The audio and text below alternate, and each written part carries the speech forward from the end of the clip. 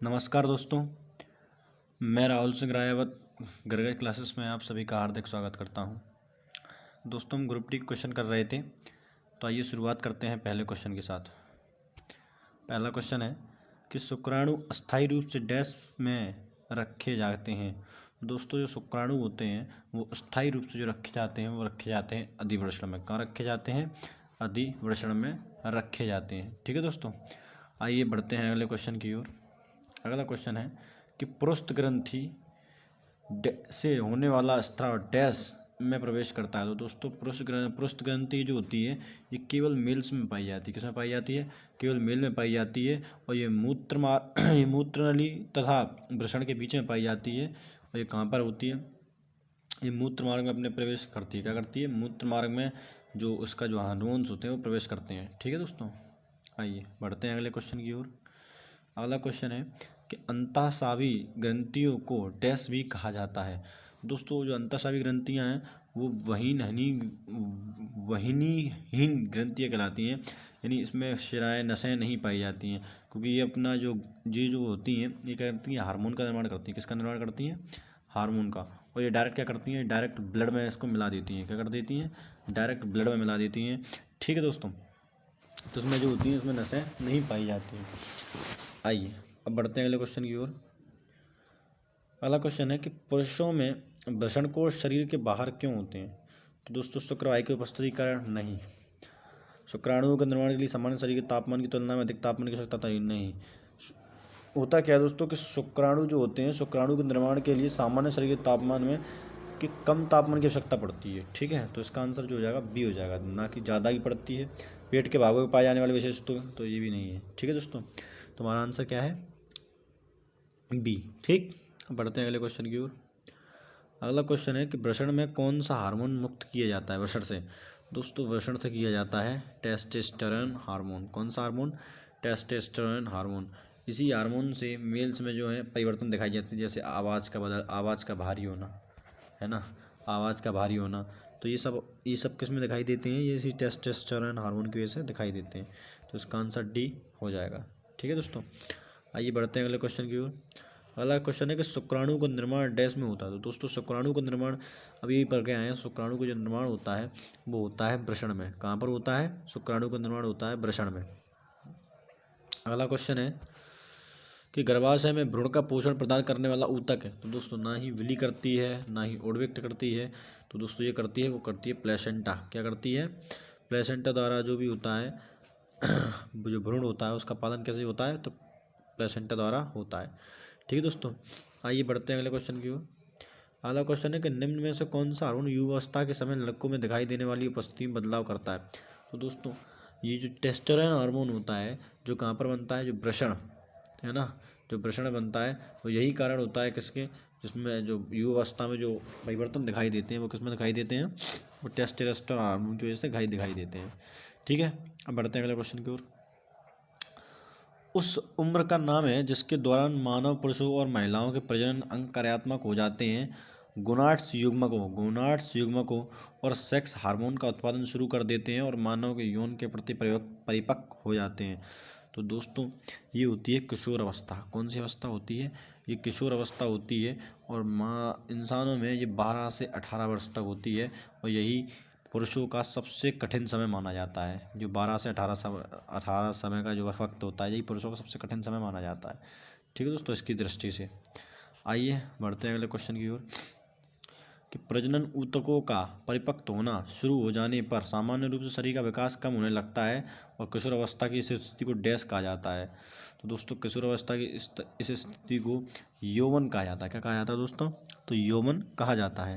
ठीक है दोस्तों, आइए बढ़ते हैं अगले क्वेश्चन की ओर।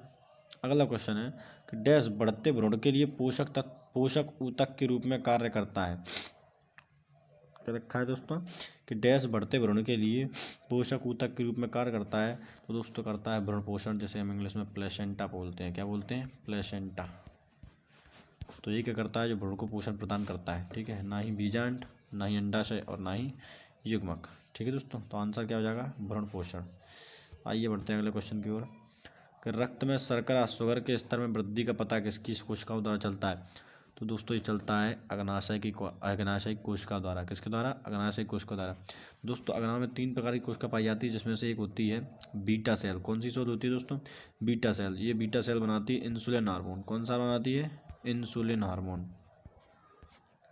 और यही इंसुलिन हार्मोन क्या करता है कि ग्लूकोज को ग्लाइकोजन में परिवर्तित कर देता है। ग्लूकोज को किस में परिवर्तन कर देता है? ग्लूकोज को ग्लाइकोजन में परिवर्तन कर देता है। ठीक है दोस्तों, अब बढ़ते हैं अगले क्वेश्चन की ओर कि डैश ग्रंथि को मास्टर ग्रंथि के नाम से भी जाना जाता है। तो दोस्तों ये जो होती है अग्नाशय को नहीं, हाइपोथैलेमस को नहीं, हाइपोथैलेमस को मास्टर ऑफ मास्टर क्या कहते हैं? क्या कहते हैं? Master of master. Master of master वो इसलिए कहते हैं दोस्तों क्योंकि ये हाइपोथैलेमस को कंट्रोल करता है। और हाइपोथैलेमस होती है क्या? मास्टर ग्रंथि। क्या होती है? हाइपोथैलेमस होती है मास्टर ग्रंथि। ठीक है, और मास्टर ग्रंथि को कौन कंट्रोल करता है? हाइपोथैलेमस। तो हाइपोथैलेमस क्या हो गई? मास्टर ऑफ मास्टर ग्रंथि। ठीक है दोस्तों, आइए बढ़ते हैं अगले क्वेश्चन की ओर। अगला क्वेश्चन है कि महिलाओं में मादा हार्मोन एस्ट्रोन डैश द्वारा स्थापित होता है। तो जो दोस्तों महिलाओं में जो एस्ट्रोन हार्मोन है ये अंडाशय द्वारा स्थापित होता है। किसके द्वारा होता है? अंडाशय द्वारा स्थापित होता है। ठीक है दोस्तों, अब बढ़ते हैं अगले क्वेश्चन की ओर। अगला क्वेश्चन है कि शुक्राणु और युग्मक के संयोग की कौन सी प्रक्रिया युग्मक नामक एक संरचना का निर्माण करती है? तो दोस्तों ये करती है निषेचन। कौन करती है? निषेचन। जब मेल और फीमेल के जाइगोट जब युग्मक मिलते हैं तो किसका निर्माण होता है? युग्मक का निर्माण होता है। ठीक है, आइए बढ़ते हैं अगले क्वेश्चन की ओर कि यौन आरंभ के दौरान श्वेत ग्रंथियां और वसा ग्रंथियों डैश में स्राव बढ़ता है। इन ग्रंथियों में इस समय कौन सा तत्व निकलता है? दोस्तों इनसे निकलता है सफ़ेद और तेल। क्या निकलता है? सफ़ेद और तेल। दोस्तों बात करूँ सफ़ेद, तो ये सफ़ेद जो पसीने वाली ग्रंथि होती हैं, कौन सी होती हैं? पसीने वाली ग्रंथि होती हैं, वो होती है सफ़ेद ग्रंथि। ठीक है दोस्तों, आइए बढ़ते हैं अगले क्वेश्चन की ओर। अगला क्वेश्चन है डैश एंजाइम नहीं है। दोस्तों पेप्सिन भी एक एंजाइम होता है, लाइपेज भी एक एंजाइम होता है, और जो होता है एमाइलेज भी क्या है? एक एंजाइम है। लेकिन इंसुलिन क्या होता है? इंसुलिन एक हार्मोन है जो बीटा सेल द्वारा निकलता है। बीटा सेल कहाँ पाई जाती है? ये पाई जाती है अग्नाशय में, है ना, अग्नाशय में पाई जाती हैं। ठीक है, अब बढ़ते हैं अगले क्वेश्चन की ओर। अगला क्वेश्चन है कि उस वाहिनी का नाम बताइए जो पुरुष के वृषण से निकलती है और शुक्राणु को शरीर में ले जाती है। दोस्तों ये लेके जाती है शुक्रवाहिका। कौन लेके जाती है? तो शुक्रवाहिका जो होती है हमारे वृषण से शुक्राणु लेके, हमारे वृषण से जो हार्मोन्स वगैरह लेके जाती है। ठीक है, अगला क्वेश्चन है कि निम्न में से कौन सा मनुष्यों में पुरुष प्रजनन अंग का एक हिस्सा है? तो देखिए दोस्तों, अच्छा हिस्सा नहीं है पूछा होगा दोस्तों, हिस्सा नहीं है पूछा होगा, क्योंकि गर्भाशय भी नहीं होता, अंडाशय भी नहीं होता, और शुक्रवाहिका और गर्भनाल भी नहीं होता। तो कौन होता है? शुक्रवाहिका होता है। ठीक है दोस्तों, अब बढ़ते हैं अगले क्वेश्चन की ओर।